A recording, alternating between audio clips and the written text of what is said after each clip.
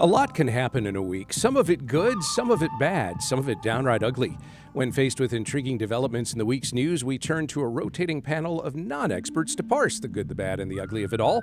On today's panel, Natalie Arceneaux, president of Arceneaux International Consulting, Lisa Falkenberg, senior columnist for the Houston Chronicle, and Charles Kuffner, who writes the Off the Cuff political blog. Natalie, Lisa, Charles, welcome to Houston Matters. Howdy. Thank you. Panel, it is Houstonians', well, let's face it, favorite pastime, complaining about traffic and road conditions. Well, commuters on the east side of town had a new reason to complain this week: closure of the eastbound lanes along I-10 near Federal Lane due to an emerging sinkhole caused when a water line collapsed. As Houston Public Media's Adam Zuvanich reported this week, TxDOT crews worked overnight Wednesday into Thursday to cap the leak and fill the hole. In addition to the eastbound closures, one of the westbound lanes was restricted, leading to delays in an already heavy traffic area. A sinkhole emerges on Interstate 10 on the east side. Is this good, bad, or ugly? Natalie Arceneaux. It's ugly. I'm usually good about playing both sides. I can't even think of a good, unless it had water and then you were ducks, then maybe it would be helpful. but if you're a driver, it's horrible and it's ugly. And I think it speaks to like the state of our infrastructure. And we were just talking about like where to live in Houston. I was like, hey, I-10 is my spot. Like I'm on the I-10 corridor. I love it. And then like the sinkhole, I was like, well, it's on the east side of I-10. So I still love it, but it's not so great for those people. I think we need to spend a little bit more time investing in our infrastructure. Every so often, we get these increases for rain, the rain tax, the whatever tax, all the taxes. And yet our infrastructure still kind of remains what I would consider relatively unstable. It causes traffic issues and it causes damage to your vehicles that you're responsible for, even though you're not, the sole person responsible for the road that decided to assault your vehicle.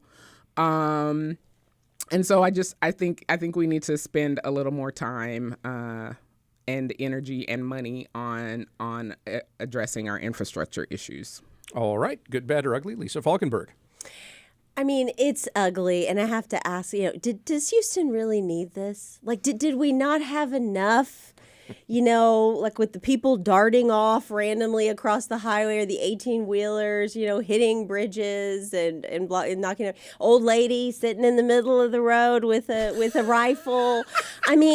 Do we not have enough in Houston to keep us from getting from point A to point B, that now we got to have a sinkhole? Although I feel like I pass plenty of sinkholes, on Westheimer on a daily basis. But but to have it on the highway. I agree with Natalie. We've got a lot of old infrastructure. And, this was a water main. I guess it was controlled by the city of Houston. I hope I didn't just mistake that. I think it was the city of Houston. I'll be hearing from the mayor on that.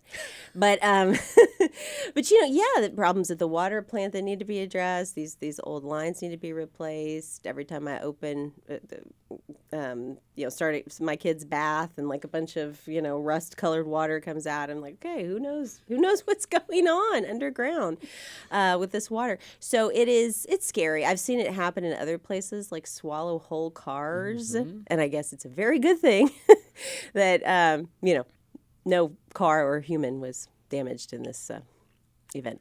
Yeah, it's one thing that we've got to dodge other drivers. We have to dodge things in the roads that land there that shouldn't be there, and then there's no road at all. Yeah, that's a problem. Good, bad, or ugly? Charles Kuffner. Obviously it's ugly. It's a sort of weird, demented reverse Frogger game to have a sinkhole suddenly appear in the road like that. And I have to say, I missed the story about the lady in the road with the rifle. 45. Look it up. Oh, Poor my God. baby. Yeah. She was just out there. Was she was having a moment. Yeah. My reaction to this, as much as anything, is that this is, another good argument for letting people work from home. Yes. Because, then you have fewer people that have to worry about sinkholes randomly appearing on the highway. If you don't have to take the highway, you don't have to worry about the sinkhole. But then I wouldn't see all of you. Well, we can make exceptions. You can see us now. We're on YouTube. Turn on camera.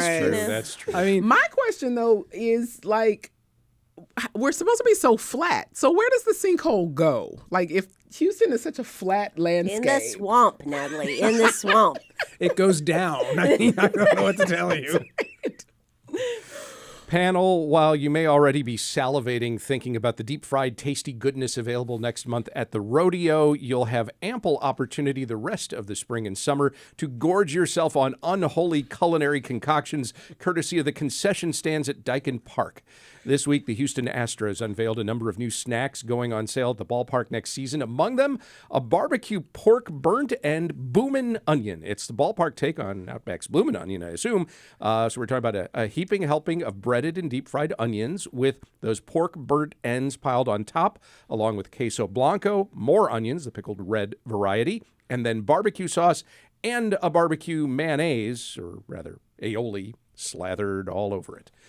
If that is not to your liking, may I recommend the Crawford Dog Pizza. Technically a pizza, joining the mozzarella instead of pizza sauce. There's barbecue sauce, of course, along with bacon onion jam, yellow mustard, and lest we forget, hot dog slices. By comparison, the Brisket Donuts seem downright tame. It's basically breaded and deep-fried brisket in a donut-like shape served on top of macaroni and cheese. Buy me some peanuts and Cracker Jack. Why, when you can get a barbecue pork burnt and boomin' onion, a Crawford Dog Pizza, or Brisket Donuts? Is this good, bad, or ugly? Lisa. Some people just want to die. Oh, that is so dark. Thus, it is ugly. It is. It is bad. It is. Actually, I was gagging. I'm not even kidding. Yeah. As I was reading, I was gagging. Reading all this, and I just don't understand it. I mean, a hot dog, good old fashioned hot dog with a bunch of mustard. Why is that not good enough? And I don't want that person breathing on me. Even if the person next to me has it and I don't, they still have to talk to me. Yeah. And that onion will be wafting over. And anyway, it's just this. I was telling Natalie, I don't go to the rodeo and get that crazy stuff. I go straight for the turkey leg. That's all I need, And it's indulgent and decadent enough. And a low-carb option. So well played.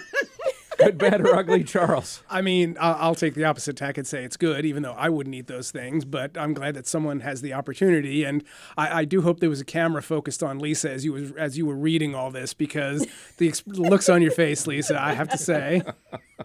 I mean, look, there's only so much you can do in terms of good food and food that is good for you. At some point, what people want, or at least what some people want, again, I and clearly Lisa are not among them, what people want is something that they've never had before. And whatever else you can say about these things, you've probably not had them before. So, it's got that going for it. And, I like to see creativity express itself where it can, even if it's in the realm of weird foods that don't actually need to exist but do anyway for reasons we can't really articulate. So there you have it. Well, you will have to find creative ways to get to the bathroom after eating. That is correct. Good, bad, or ugly, Natalie? Oh my God, it is ugly, ugly, ugly, ugly. I think, quite honestly, you all should just do a poll of side-by-side faces of my face and Lisa's face while you were just reading that, because my stomach just started to turn. I got the McGurgles just thinking about it. It's just not good. And look, I agree with Charles that you can eat whatever you want to eat. Don't let me stop you, right? That's great. Somebody put it out there for you. I would be more interested in the metrics of whether this stuff sells. We were talking about foods outside too, and I was just like, I don't have calories to spare. And since we don't get a calorie take back day, I am going to only choose the things that I know are really, really great. So it's less about, foods that are new and combined in weird, quirky ways than it is about does it taste good? Is it really something that's satisfying to you, or are you just eating it because it exists? And that's the part that I'd struggle with. And to Lisa's earlier point, it's a lot of people who just want high cholesterol and clogged arteries. So, Finally, panel, a Pennsylvania woman got a stack of gift cards from the Waynesboro Waterworks Car Wash this week. It's the business's way of apologizing for Felicia Sullivan's hours spent trapped inside the car wash. As UPI's Ben Hooper reported Wednesday, apparently a system malfunction caused the wash to shut off completely and the doors to close around Sullivan and her car. While stuck inside, she tried to use an emergency button only to find it did not work. She got out, she knocked on the doors, she called for help, but couldn't get anyone's attention. So she called the police. Officers responded with the car wash owner's help, extricating Sullivan and her car from the wash. Both were unharmed, though a little extra soapy. A woman and her car are trapped in a car wash for an hour. Is this good, bad, or ugly, Charles? I just want to say, Craig, that I admire the algorithm that you and the good, bad, and ugly staff use to come up with the topics that we talk about week to week. I mean, sometimes it's important national news stories, sometimes it's local news, and sometimes it's a lady in Pennsylvania who got stuck in a car wash. So, I mean, I don't think you could prompt an AI to come up with that. So No. kudos to you. It is a very human endeavor. I don't know. I read this and my first thought was if that was me in there, and I'm not the most claustrophobic person in the world. I can handle a tight space. But my first thought, if I were in that situation, is I'm hungry. And my second thought is I need to go to the bathroom. And it wouldn't matter how recently I'd eaten or used the bathroom.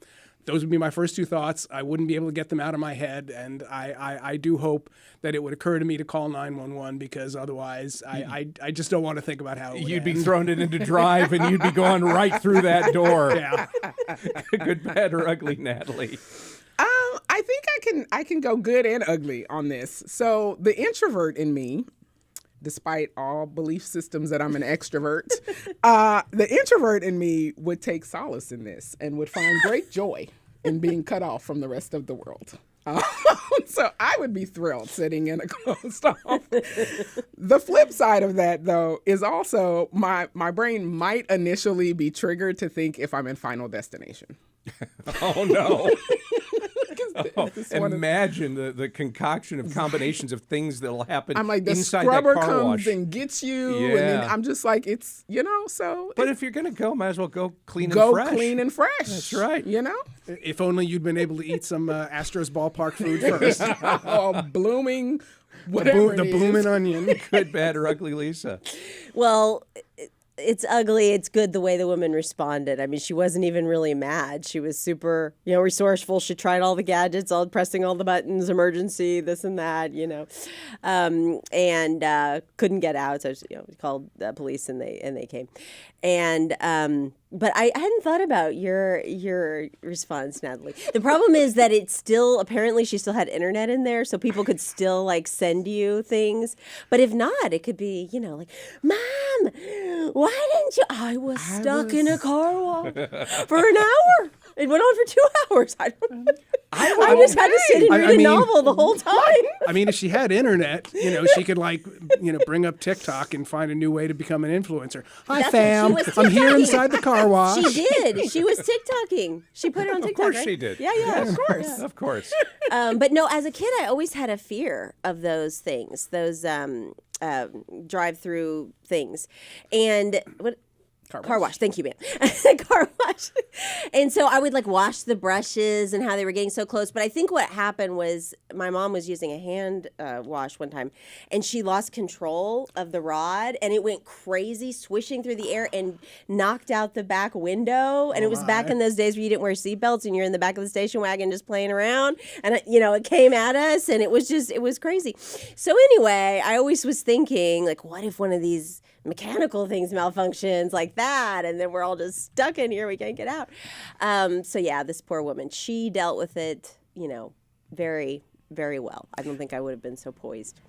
And we'll have to leave it there, just like they left that woman in that car wash. But my thanks to Natalie Arceneaux, president of Arceneaux International Consulting, Lisa Falkenberg, senior columnist for the Houston Chronicle, Charles Kuffner, writer of the Off the Cuff political blog. Natalie, Lisa, Charles, thank you very much. Thank you. Thanks, Greg.